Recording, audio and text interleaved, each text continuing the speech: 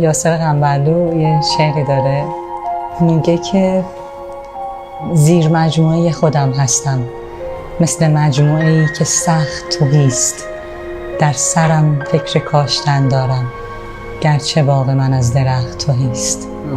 عشق آهوی تیزپا شد و من ببر بی حرکت پتوهایم. خشمگین نیستم که تا امروز نرسیدم به آرزوهایم. نرسیدن رسیدن محض است. آبزی آب را نمی بیند. هر که در ماه زندگی بکند رنگ مهتاب را نمی بیند. دوری و دوستی حکایت ماست. غیر از این هرچه هست در هوس است. پای احساس در میان باشد انتخاب پرنده ها قفس است.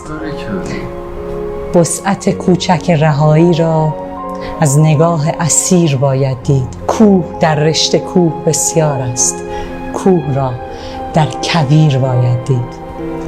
گرچه باغ من از درخت تهیست، در سرم فکر کاشتن دارم. عشق را، شعر را، مکاشفه را، همه را از نداشتن دارم.